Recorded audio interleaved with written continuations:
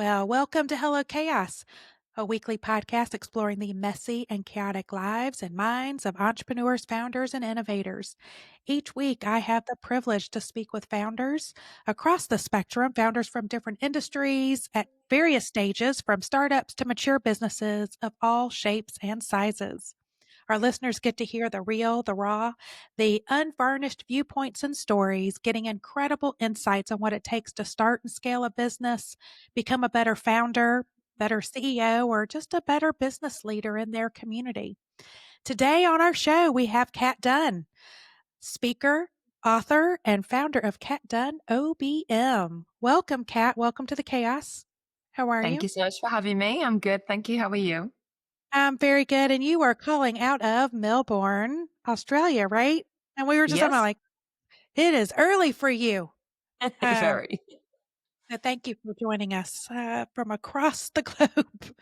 Well, start us out. Tell us how did you get into inspiring to start your own business, go out on your own? How did it all start? I think, like many people, it was actually the COVID pandemic because Ah, I'd moved to Australia and I was struggling to get a job because of visas, etc. And then COVID hit, so I was basically competing with every single person in Australia yeah, to try and find a job.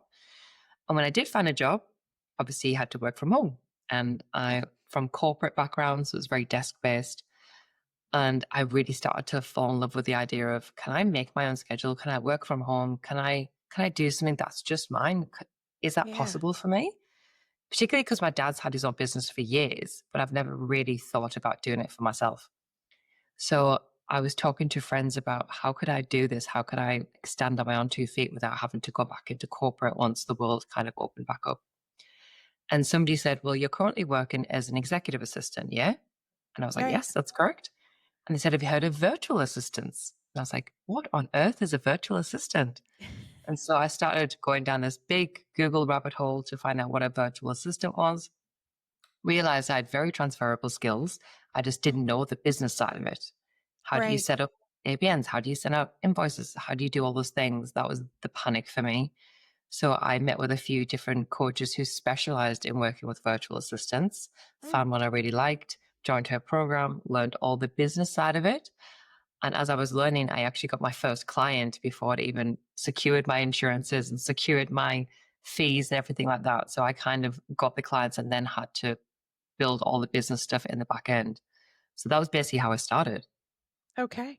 And then I saw that you're now you do you're a keynote speaker and an author. How did you like what inspired that? Like what was that journey? So I was a virtual assistant not for very long, and I realized that I was taking on like a lot of clients, which was great, but it was very task based. Mm, And my brain doesn't really just think on get things done and then move on. I'm always strategically thinking, future thinking, forward thinking. So I stepped into the online business manager space because then I could be a bit more across the entirety of someone's business and think about how I could really make their dreams come to life from a mm, practical project management strategic base.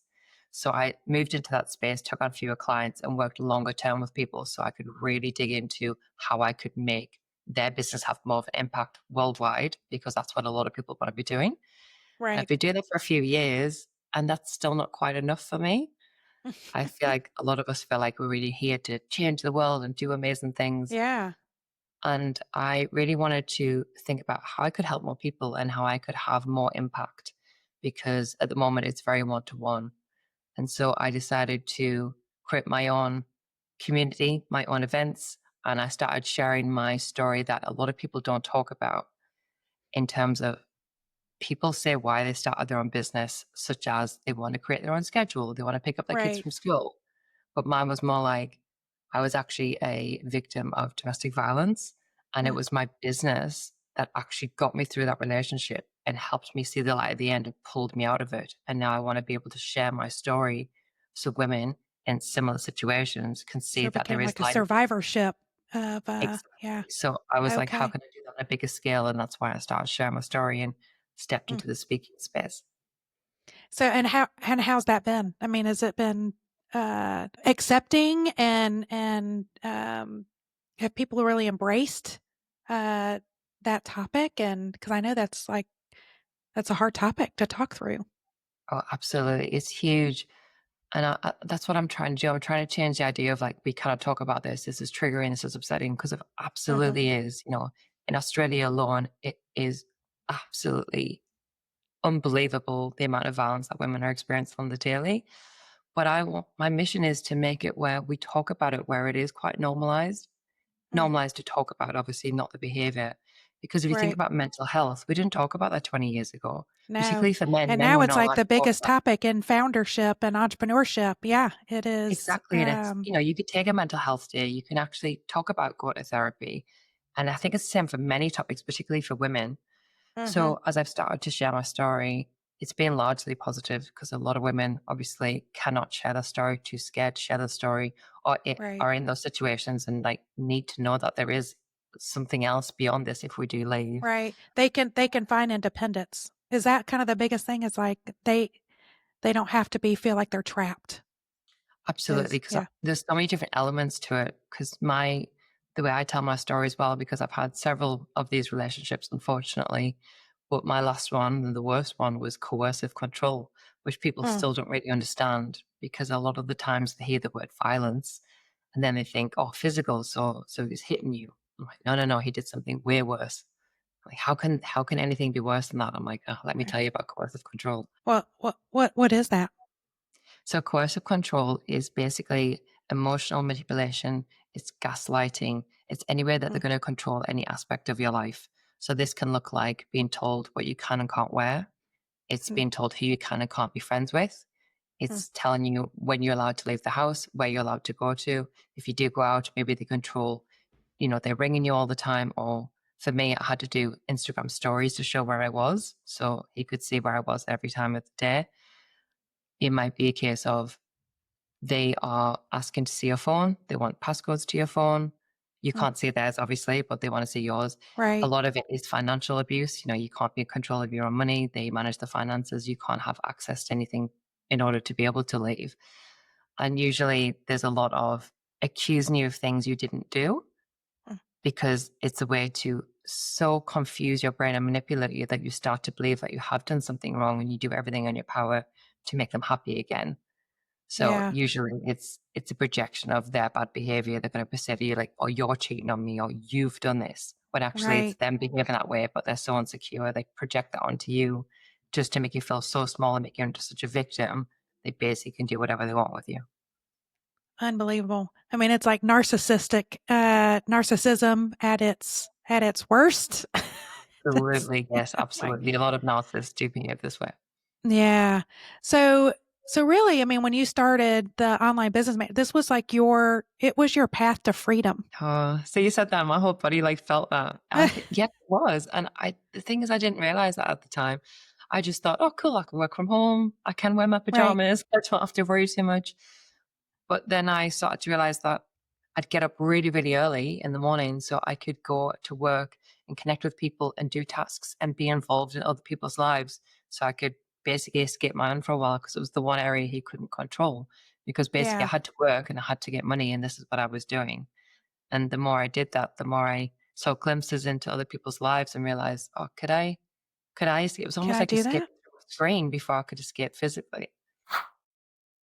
Hey, founders, quick pause in the chaos for something that might just change the way you think about marketing. If you've ever hired an agency and felt like you got a bunch of fluff, no results, and a lot of, hey, look at this cool logo, you're not alone. Bright marketing is not like that. They are not there to sell you tactics you do not need or drown you in buzzwords. They work with you to solve the real friction points, keeping your business, your brand from growing.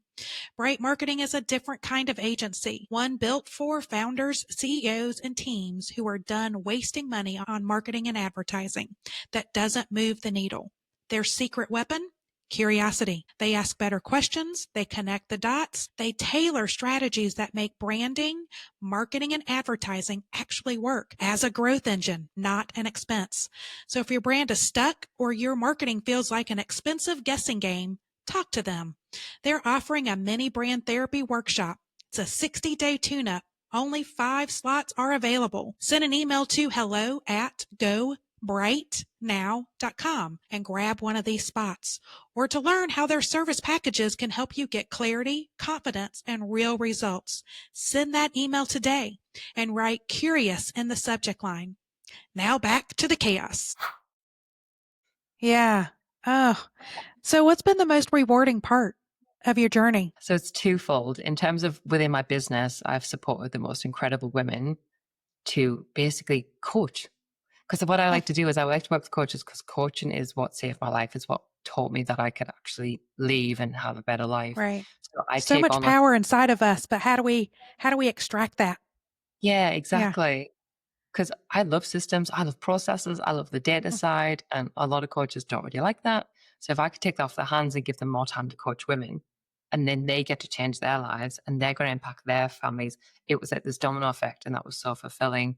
And then on the other side, as I've started to put on my own events and speak about my experience, I've actually witnessed other women leave these abusive relationships and set up mm. their own life, which is just incredible to me. Yeah. So you're helping others find their own freedoms Yes, and yes. their own joy. I love that. Um, so what's something that you really like about yourself or that you've discovered about yourself that you wish other people would really recognize more? That's a very good question. I was talking about this the other day that I feel like when you've been in a relationship or a situation, and this could be any situation, work or a Mm, relationship with a friend, where you dim your light or you make yourself smaller or you change things about right. yourself to make the person happy, that's sometimes it's really hard to find those aspects again. And my Mm. biggest thing, it might sound very strange, is that I'm really weird. I have strange interests, I have strange hobbies, I come out with the weirdest things. My brain works slightly differently to everybody else. And it was that thing of like being able to encompass all the weirdness about me. Because if you see behind me, like I'm a huge horror fan. I've been watching horror since I was 7 years old. I write about horror, I go to horror conventions, I idolize people in the horror industry. And that's Oh, we're really gonna have to strange. talk about we're gonna have to have like a sidebar on that one. I need more of that information. But keep going. I We'll was get back gonna to that. But, like, in my business, I try to bring in, like, how can I bring in more aspects of me? Because I'd gotten rid of parts of me for so long that it was this thing of recognizing that someone could be very weird or have a strange interest, but they can Mm. still be damn good at their job. And Yeah, it's that thing of recognizing, like, you have to accept all of me. My business is and my brand is me, and I bring right, every single part of it. And if you don't like some of it, that's absolutely fine. I'm not for everybody, but don't right. tell me to cut away parts of myself again because I just can't do it. Right.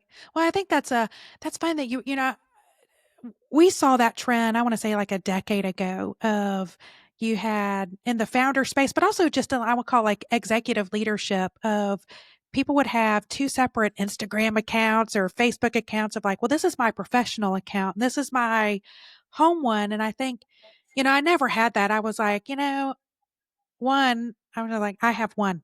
It's me. It's all of me, and I would get advice a decade ago, like, Jennifer, you need to separate those. And I was like, why? I was like, why do I need to have a professional account versus a personal one? Because I don't, if I'm sitting and working with a client, they're, they need to know it's all of me. Why would I want them, and I think I should know and have a good enough discernment and a filter to, um, not put anything that's objectifying, or on any account, I mean, it's so now I've seen all these same people that were given that advice, a decade ago, they're all now merging and dropping one of the accounts because one, it's just time consuming. Like, who wants to upkeep multiple, that's hard enough. Um, but it's interesting I think that I'm seeing that more and more, and we help like on the marketing side. We've been helping a lot of CEOs and founders develop what I call an executive playbook, their executive personal brand style guide of it does need to be who they are, not just in business, but what their personality is. What are their values? How is that reflected in their tone? So when they show up, wherever they show up, if they're showing up with, their values with their family or in business or in the community, this is who they are. um, and trying to lead and getting more founders comfortable with that. Because like I said, especially my generation, it was you got a lot of people in their 40s and their 50s who felt like they needed to be separate, and we're like, no, it's so. And I think that's because, especially women, um, and and and I think that's where I saw more of it and was getting advice from other women. And it was, well, I can't be seen this way, you know. And I think we just need to be more comfortable in who we are and bring all of us. All they get all of this, right? I completely Uh, agree. And I still say it now, some particularly like you say, women struggle. Like I mentor women who want to become online business managers. And the biggest thing they have, the biggest issue aside from like, what do I charge and how do I find clients right, is I don't know how to show up. I don't know how to what should I say? What should I sound like? What content should I create? right, And they just love themselves because I think like, well, how much can I show? And the thing is, you don't have to show all of it. You can show whatever you like. right, But people in small businesses have an edge over people like Coca-Cola or the Starbucks and all the big ones because it's like they are going to buy from you. They're not necessarily as concerned about your right, service or product. It's like, well, do I like this person? Do I have the same values? I like right. what they stand for? And also, if you have a little quirk, like my friend, she drinks espresso martinis. She's brought it into a brand. So now people Yep, recognize her like, oh God, you're the espresso martini person. It's just something to latch onto. Then they get to know it, but it's a way in for people to be remembered. right, exactly. You're and okay, so we're gonna go back to the horror.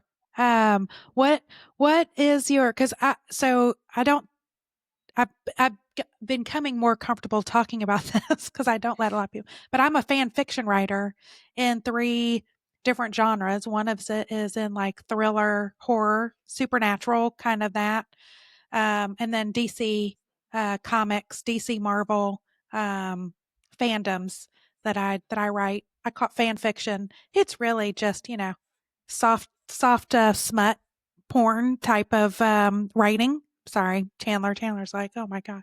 But I do that just as like a release. But yeah, like the horror, and I go to Comic Cons, and it's like one of my favorite. I collect fan art. And it's so fun, those genres. But I know the horror side. Like I've got friends in Tumblr that I have met all through the world, and we're all anonymous. We don't know who we are, our names or anything. Like we're very, um, but I know some of my Tumblr friends who are in the super are also very heavy in the horror, and I love reading their stuff. I love watching, when they go and visit the conventions and stuff. It's a whole, like, it's a world within a world. Oh, it is definitely a world within a world. I started watching it from a young age because my brother loved horror. But as I got older and started going to conventions, and in England, there's something called Fright Fest, which is 5 days Yes. cinema. And I had a friend that was oh, there. amazing! I love it. I miss Yeah. going. And we sit in these chairs for like 12 hours and watch brand new horror movies. I couldn't imagine doing anything. Like it's the most fun I've ever had. It's so much. It's just, and you meet these people who have the most creative brains, and that when I kind of like really like analyze it, because that's what we do as Yeah. business owners, I realized that when I look at like the horror community, it's the same as kind of people who love like heavy metal or rock and roll Yeah. music.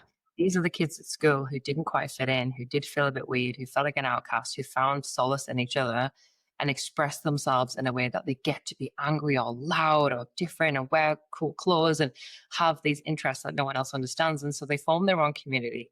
And as an Yep. oddball as a child, this was a community I could find like, oh my God, can I talk about the scene where this head explodes and da da da? And no one looks at me Right. like, Or yeah, yeah, okay, because that's like, artistically. because especially like the special effects of like the old campy, um, uh, whatever, red dye syrup and Yeah. stuff in the old campy ones. And we talk about like, in the supernatural, between Sandman and, Good Omens and Supernatural and Evil and all those kind of like the shows. There's some of them are campy and kitschy Yeah, over I love the a slap that horror, got like, the scare. Yeah. yeah, I love the ones that are like really, really terrible. Because sometimes they're just the most fun. Like That's just like the, I'm like, back then it would have been groundbreaking. it, yeah, it's a, It's so funny. My daughter, she's 13, is her little group of friends. They go watch the scariest movies. I can't sit through them because, like, if they're too, I like horror and super more of the thrillers. Um, but like the scare ones, I'm like, whew, makes my when I have to jump in the theater. But like they laugh and giggle. I mean, they love it. Um, and it's fun to have kids be able to celebrate that and also look at it's I call it the production value or the production non-value. the of you know just enjoy the production, the show, right? Yeah. Yeah. Of it. I So actually what's your also favorite? oh, my favorite. So my favorite, which has been for a while, because I kind of go through like every few years it'll The little change. phases. But there's like Australian horror is actually really good. I feel like they Oh, do really well. The Korean horror and Australian horror are just phenomenal. That this is really it's quite a gross film. It's called The Loved Ones. And basically a girl asks a boy to prom. He says no. So her and her father kidnap him and torture him. It's a very simple premise, but so it becomes it's like the so Saw. messed up. It's but the thing is, it's gonna sound really rude to Australians. It's so Australian. When you watch it, like, oh my god, this is so Australian. So I think that's why I fell in love with it. But my favorite like horror character is Freddy Krueger. I love Freddy Well, Krueger. Freddy Krueger figurine. I've got a Freddy Krueger little cuddly toy. Like I'm obsessed with Freddy Krueger. I just think he's just so funny but so scary at the same time. exactly. Yeah. And then so it's like Johnny Depp's very first movie Exactly. Yeah. I mean, like, and Kevin was Bacon, his first movie was Friday the 13th. Like, the people start in horror and then do really well, or they actually that's right. jump into Kevin horror later Bacon. on. It's like, The very first movie he was in. yeah. No, was he in Friday the 13th? Was that Yes, his because first he got the movie or arrow was it through the. Animal House? No, it was. No, it was Friday the 13th because he gets killed in a hammock. Yeah. And he was like one of the first kills, right? Yes. Friday Yeah. the 13th. Yeah. See, famous people See, yeah. like it, so everyone should like it. That's right. That's right. Um, oh, I love that. That's fantastic.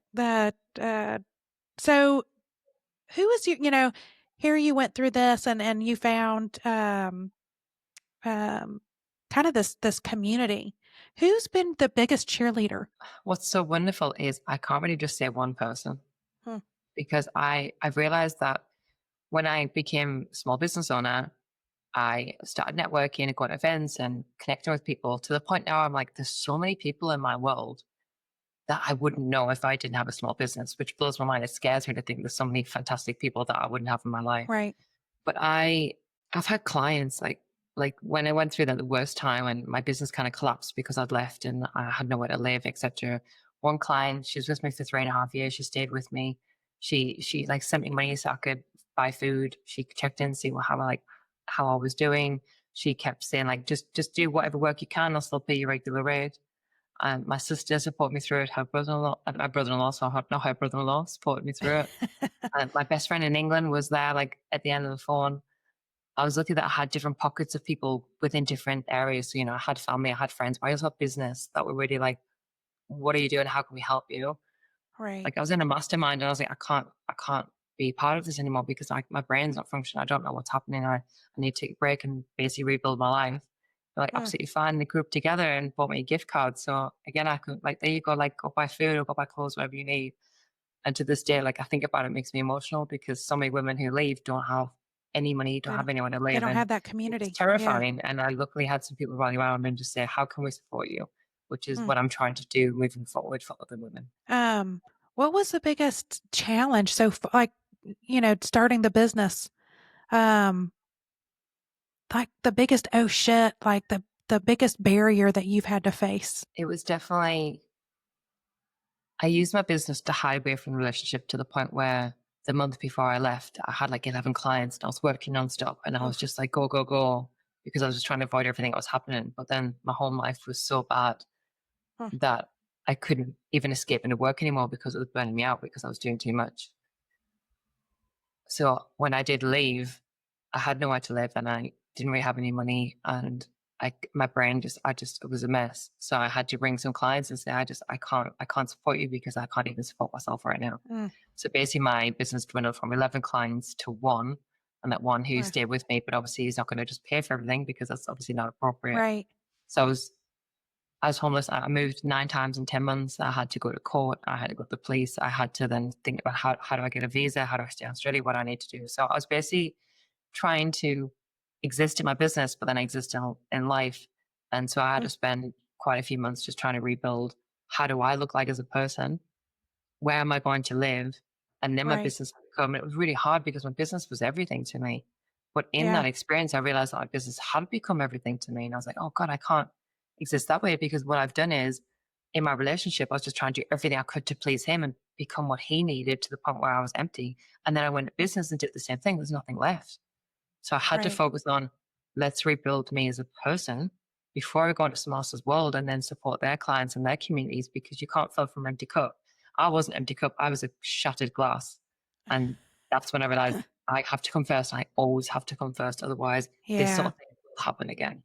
That's a big lesson I think that a lot of us should learn of yeah, you've got to fill your cup first before you can that other people can drink then from your. So what did you seek out? Did a coach? Like how did you do that? Like what was the steps you took or the people that you brought into your world to help you discover yourself? I actually discovered coaches about a year before I left the relationship, because I've been been in therapy and it wasn't really helping. And I don't even know how I found this coach. It still blows my mind. I feel like the universe Yeah. just gave me a gift. Yeah. And she had a community, and it was a year long program. And it was during that year that I started to realize, oh, this isn't okay what's happening. And Mm, I do have the option to leave, and I can rebuild. And so they started working with me on like my mindset and things like that. And then so once I left, I remained in the community, and they were a big support for me, because I basically then mm, had to kind of go through all the modules and all the work again, because I had to do it from basically me starting from the ground right. up, and how I want to show up now. So I was lucky that I already had her in my world. And then naturally that coach led me to a relationship coach, so she could teach me how to be in healthy relationships, how to be in a healthy relationship with myself. Then I worked with Mm, a business coach once I felt more like, right, cool, I can get back into business now. So I found it all led to each other.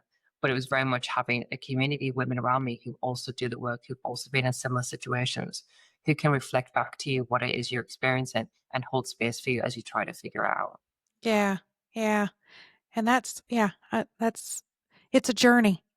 Oh, It's it's a unf lifelong journey, it's a unfortunately. It doesn't lifelong stop. journey. Yeah. Exactly.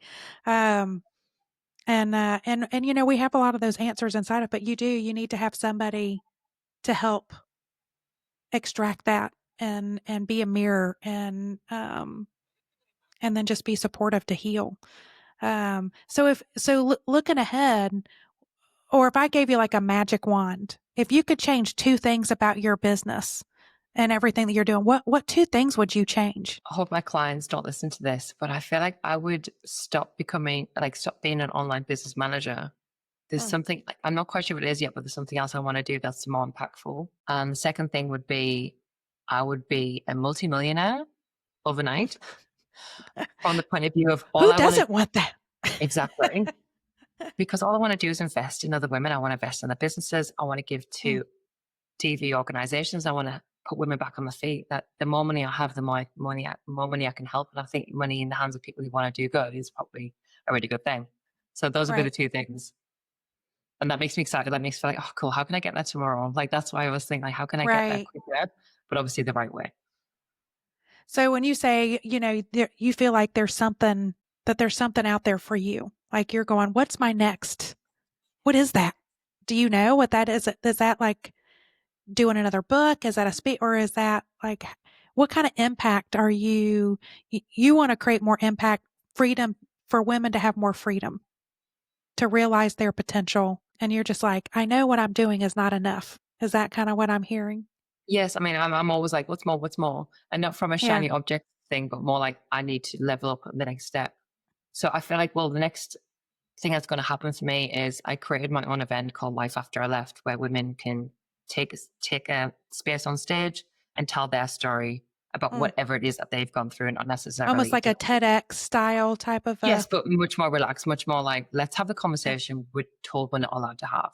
Like, pulling up your best friend and saying, do you have 10 minutes? There's something I really want to share with you. Like Mm. that, women have spoken about postnatal depression and chronic illness, bullying, body Right. shame. And I've got my third event in May, but it's not enough of an impact because it's in Melbourne. It's not reaching everybody. So I'm going to turn that into a podcast. Okay. And to be honest, my goal is to be the Stephen Bartlett of that side of women, the side that we're not allowed to talk about, the side that we're not allowed to show. There's conversations Mm, that we need to have in order to create actual change in the world. And I'm hoping by bringing attention to it, bringing in experts, and also by trying to change it in a real way, that I can basically end domestic violence in Australia. That's my mission. And then I'll go worldwide, but I'll focus that's on right. Australia right now. You could change the Sounds world. impossible. That's right. And change the world. Create those, yeah. And a lot of people just sometimes it's just articulating that vision, the impact that you want to have. Um, Yeah. and the universe starts finding those dot connections. So okay, so if we meet up next year and we're toasting to a success, to a win, what are we celebrating a year from now? Mm. Oh, this is hard because I'm like, I want all the things. I think the biggest celebration has to be it's not for me because this isn't about me. I'm not doing this for me. I want to change something. So I feel like a celebration would be okay. I'm going to say what's coming to me would Mm, be I've opened my own foundation that is specifically supporting women through domestic violence, giving them exactly what they need, whether it's training, whether it's starting up their own business, whether it's money, whether it's shelter. mm. We've already changed thousands of women's lives. We'll make it. Well, Mm. we're gonna manifest that. Yeah, Put it in the that just universe. came through. There So I'm we like, go. oh, okay. There we go. Yeah. So if you look at, your journey, so, as it was, what word describes the journey? Necessary. Necessary. Yeah. And then if you look ahead to your next chapter, what word describes the next chapter? World changing. What is it? World changing. If I find I it. missed it. World. What was the word? World changing. Like I want to change the world. World That, changing. World changing. All right. Oh, world's changing. Did I get it? All right. Um, what because you work with coaches yourself, but also you're a coach and you work with different businesses. What's the best piece of advice that you received that you really took and incorporated into your decision making? I want to know kind of like what advice you've been given. I think this is something that I've been thinking about a lot recently. And it's that failure is the best part. And obviously that can be business and it can be other areas of your life that, if you had a launch that didn't do very well, your product's not selling, you can sit and wallow and just be like, oh, well, that's crap. It's not going to work. I'll ignore it. But it's like, no, Right. no, that's where you learn the lesson. If you look at incredible business owners, like look at anybody who created any product that's really successful, I guarantee they failed about a million times before it was Oh, successful. That's absolutely. where you learn how to, it makes you more resilient, it makes you stronger, it makes you work out the finer details. You have to fail in order to be successful. And if you are scared of failing, I'm really sorry, but you are not an entrepreneur because that's all we do every day. And to be That's honest, right. it's a hell of a ride and you have to be ready. You got to be fearless in that. That's for sure. It's um I used to say like I just fail forward. I just keep failing forward. But a few months ago, I don't know, maybe towards last, I stopped using failure in my vocabulary. I was like, because it's either a win or a lessons learned because it's just a part of what we do. It is, and it shouldn't be seen as a bad word or it's a lesson. That's it. Um, remove the fear. Remove Yeah, the fear. absolutely. Yeah. Um, what do you do on your free time other than you watch horror movies? What do you do in your spare time? Spare time, what does that look like? I definitely need to create more spare time. I I love I love lifting weights. I love going to the gym. I love going on walks and listening to a podcast. Kind I'm a of writer. I like to write, decompress, decompress. Yeah, definitely. decompress. I feel like walking, like you have to go outside. And Mm, it's like I either crave like nature and the beach or I crave being around people, but like the headphones on, but feeling the energy and hustle and bustle. But yeah, definitely exercise in some form and then reading and writing basically. I love to yeah. read nonfiction. Are you a nonfiction? Yeah. Mm. Well, I think the problem is Uh, I read too many like personal development or business books. And you're like, maybe I should just read something for fun. Like let's read a I horror know novel because you just need to change up brain. that we need to shake it up. Yeah, I got to the point where like all I was reading were like business books and everything, and then I just go into like my Tumblr and go, okay, I need to read something. I need to read trash. I need to read um, something fun, and which does, it kind of breaks up stuff and you think better. It makes Oh your, yeah. you kind of bend your mind a little bit.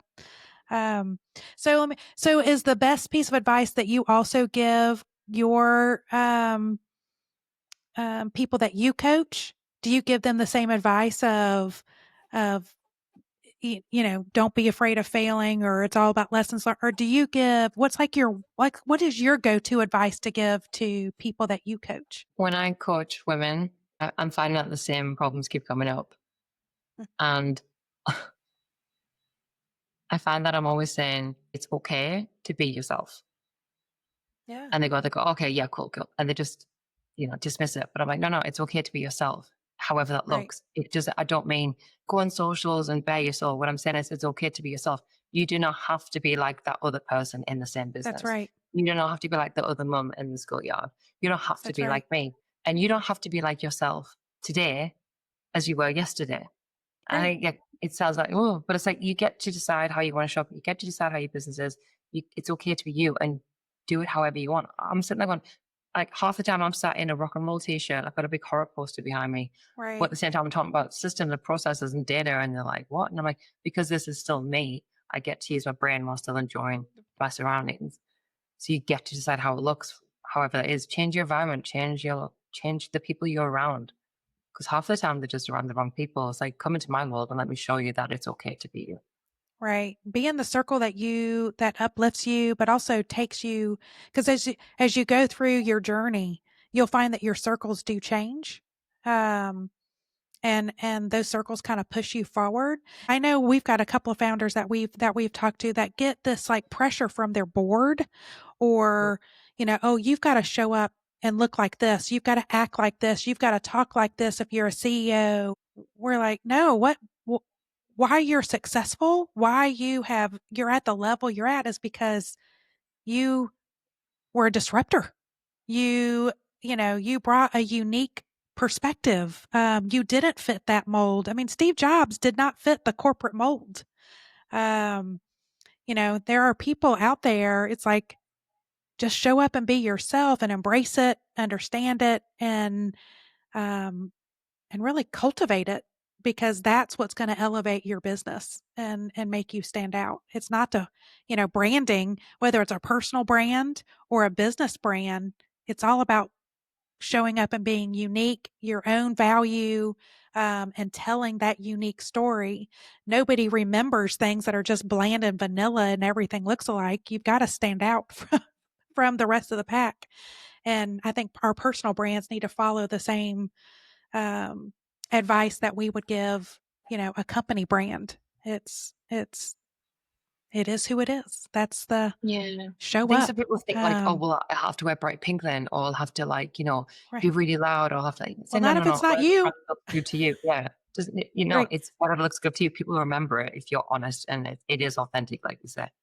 Right. Right. Um, I know there's been a joke. I've been trying to put myself out there more. Where I hate. I'm not a podcast has been a good healing moment for me of like putting, telling my story, giving advice, being a thought leader. But I joke around. I started doing these Instagram pictures or on social, and I always have like a cup. I'm always taking like a selfie with drinking. And now people are like, "Is that what's in the glass?" And I'm like, "It's water." But now people have been joking. I'm like, "All your pictures, you're covering your face with a glass." I was like, "Yep, that's my style." Like, that's one day I'll put the glass down, but it's whatever you just whatever you're comfortable with. I think people need to find um what makes them authentically feel good, put and represent themselves, but it's got to be true to who Yeah. they I are. often get called, I'm either the woman in red because I wear a red suit a lot, or I'm the chick that likes horror. I'm happy with both, to be That's honest. right. Hey, the fact that people remember you for um things that are, whether it's the suit or the horror, that that you were remembered. Yeah, exactly. Where I'm like, "That's good, that's good. I'll take that. That's That's fine." good. We'll take that. Yeah. Um, oh, this is fantastic. Okay, we're out of time, but before we go, where can people connect with you, learn more about what you're doing, help support you in any way? So I'm on Instagram, Facebook, and LinkedIn. I also have a website, and all of them are Cat Louise Dunn. That's cat with a C. So my website is catlouisedunn.com. So if you connect with me there, you'll find out all about what I'm doing, my events, my podcast when it's launched, which is very exciting, and all the work I do with clients. Perfect. Yeah, you'll have to tell us when you launch it. We'll have to tag it and everything. But I appreciate you hanging out with me today, especially so early in the morning. Great reason to get up. This has been so much fun. Thank you. This has been so fun. I'm so glad to meet you, and that you're a part of our community. This is great. For everyone listening or watching us, thank you for joining us. This podcast is available on all your favorite podcast platforms. So subscribe to Hello Chaos. Give us a 5-star review on Apple or Spotify. Share this great content and help us build a more connected entrepreneurial community. Hello Chaos is one of the many resources brought to you by Orange Whip. That is Orange Whip, WIP for work in progress. Um, we've done a lot of the hard work for founders, so they only need to go to one trusted place to find the local information they need in the ecosystem that they're a part of. If you'd like to be a guest on our podcast or support us, send an email to hello@orangewhip.com. Thank you for tuning in to Hello Chaos. It is where AHA meets oh shit, and we will see you again next week.